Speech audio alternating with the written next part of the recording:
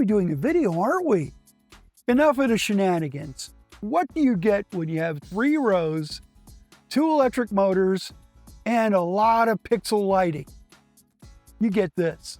This is the 2026 Hyundai IONIQ 9, their new electric midsize SUV. And we're going to tell you all about it. I'm Randy Stern, along with George Tarline, and this is Victory in Reseda.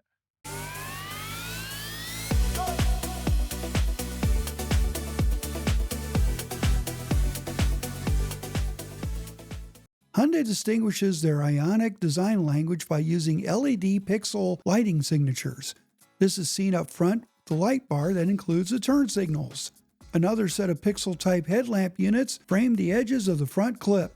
You do have retractable grille shutters on the bottom of the fascia. The silhouette is contemporary with a large glass area on the side.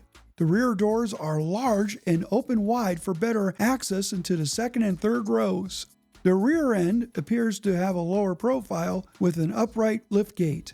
It is framed with another set of LED pixel taillight units running vertically. Our limited tester wears 21-inch 5-spoke alloy wheels to finish up the look. Our tester came with a matte gray paint.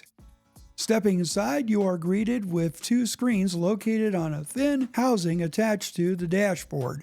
The left 12.3-inch screen houses the instrumentation, vehicle information, charging levels, and range. The 12.3-inch touchscreen on the right houses the infotainment system, which includes wireless smartphone integration. The transmission stalk located on the right of the steering column uses a knob to change between drive and reverse. It also houses the ignition button. The large front seats offer comfort and bolstering for support.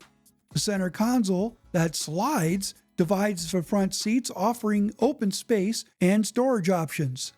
The second row captain's chairs offer plenty of power adjustments to fit many bodies. The access to the third row is done through a single button with the seat moving forward. Space is good, even for average-sized adults. Behind the third row, there's 21.9 cubic feet of well-sized space. The second and third row seats can be lowered and raised through a series of buttons inside the cargo hold. With the third row is folded down, cargo space expands to 46.7 cubic feet. With the second and third rows down, there is up to 86.9 cubic feet of space.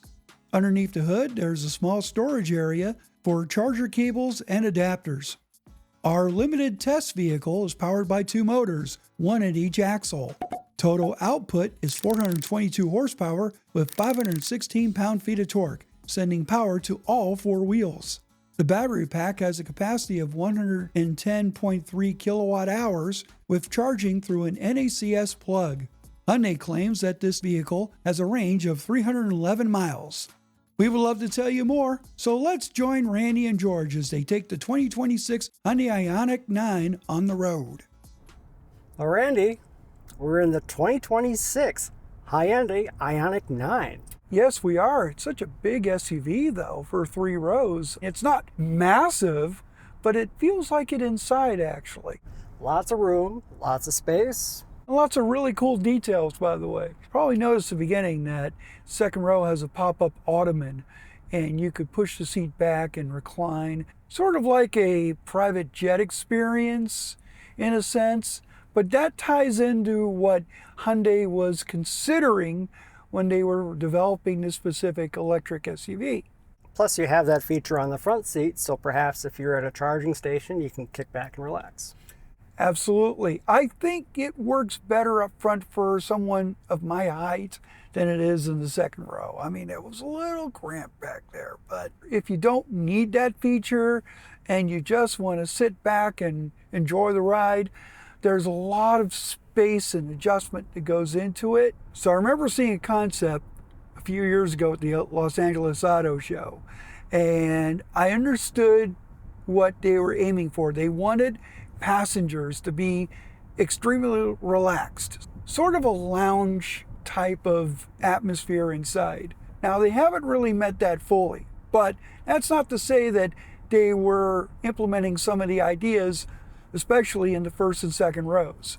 Yes, it is a very relaxed, calm kind of a serene environment. They put effort into sound isolation as well as in the chassis to give it a fairly soft experience. You have a McPherson strut, suspension up front, gas shocks. They're not adjustable, but they're set on a fairly soft setting, but it still gets around nicely. I would agree with that, although I feel that there's more solidity in the suspension, and part of it is a lower center of gravity thanks to that big battery pack that we're sitting on top of, a 110.3 kilowatt hour pack.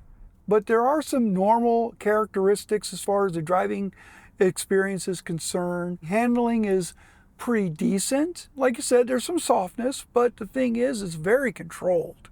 Yeah, sometimes you feel the weight of that battery when you're trying to maneuver, and with the brakes, feel sometimes a little soft when you're trying to be a little bit more enthusiastic with the braking. You'll stop, but it's just a little softer than I'd like, but not bad otherwise. On top of that, you have one pedal driving available. You also have adjustable regen on the paddles there. So you have some control in the way you stop your IONIQ 9, as well as return some energy back to the battery. And with the drive modes, you just have sport mode, which makes it go really nicely. It is quite quick, isn't it? It is. You got the control for that down here where it's kind of a push button, and you can toggle it up and down for the different options for eco, normal, sport, and okay, mash the throttle, and you're up to whatever speed you need without any muss or fuss. Well, that's fantastic. Now, I also noticed that there is a terrain mode as well. Right, you got some off-road options like snow, mud, and sand. I think most likely people will probably use the snow mode, especially up here in Minnesota.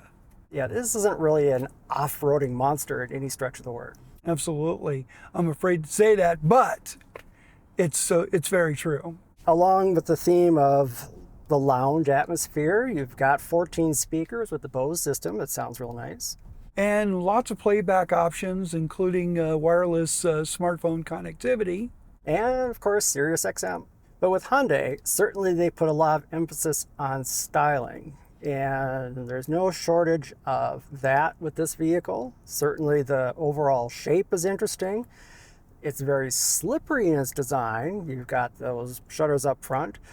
And the rear is kind of interesting too, with how upright it is. Sort of upright, but also you notice that the roofline does taper slightly towards the rear. It's something I've not seen in an SUV in a long time. However, the main design feature is something that's shared along the IONIQ lineup.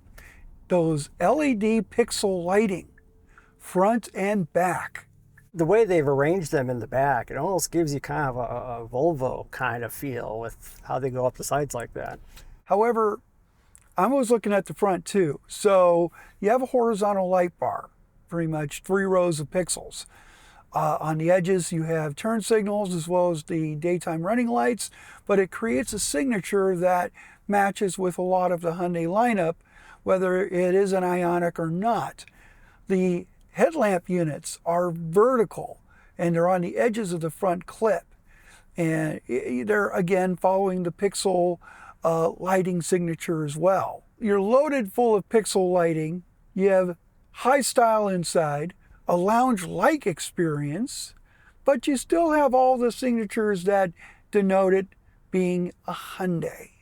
So being all electric, certainly you have different powertrain options. We have the dual motor option here. Now there's an interesting twist to the IONIQ 9.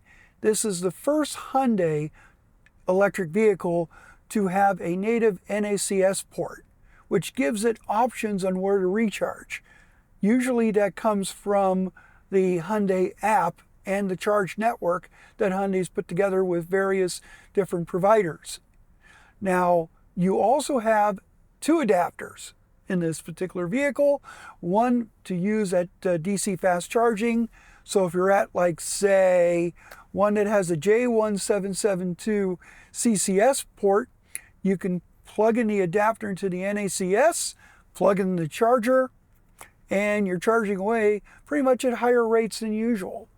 Now there's also a level 2 port which you could do the same thing where you can take a J1772 at your home or anywhere on the road, plug it in. Now we really need to note something here because after all this recharging, we noticed something very interesting in this vehicle. Now Hyundai stated that the EPA has rated the maximum range on this vehicle to be estimated around 311 miles. However, at one of our recent recharges, you got 361? 361. 50 miles more than what the EPA said this vehicle would return. But what's interesting is how Hyundai states what your range is on the dash. So for an example, on this, it's telling us right now we got 334 miles, but it also will say max 360, minimum 226. They're giving you a window. A window and a wide range on top of that. So depending on, I suppose, how you're driving, how many accessories you're using in the vehicle, it's like, hey, you might get this, or you might get that. So it's not a hard, concrete type of range estimate. But when you change the drive mode, it alternates the range estimates accordingly. So when I throw it down into sport, it does drop the range slightly in its estimates, which really would be appropriate. And perhaps helpful for those who have range anxiety too. So in summary, Randy, what do you think of the 2026 Hyundai IONIQ 9? It's a good effort for Hyundai. It really is. They've taken the e-gmp platform, they've stretched it, gave it a bigger battery and more robust motors, put a 3-row SUV body on top of it, and they're really competing in a place where there really isn't a lot of competitors. The other competitor happens to be from the same corporate family. However, here's the thing. Families, if you like the idea of a lounge-like space, and you like the idea of a longer range SUV that could take you anywhere, here you are. In our thermal analysis of the 2026 Hyundai IONIQ 9 in the limited trim, we find the heating elements in the front seats offer good heating element coverage down the center of the seats from the upper back and down across the seat bottoms. The rear seats also offer the same good range of heating element coverage. The heated steering wheel had heating element coverage around most of its diameter and circumference. Outside, the side mirrors are heated and the rear window has good heating element coverage across the overall window. There are 6 trim levels available on the 2026 IONIQ 9. Pricing starts at $58,995. Our limited all-wheel drive test vehicle came with a sticker price of $74,300. So if you enjoyed our video, click like, subscribe, and the notification bell to find out when our next video comes out. And don't forget to read our website at victoryandreseda.net. So long, everybody.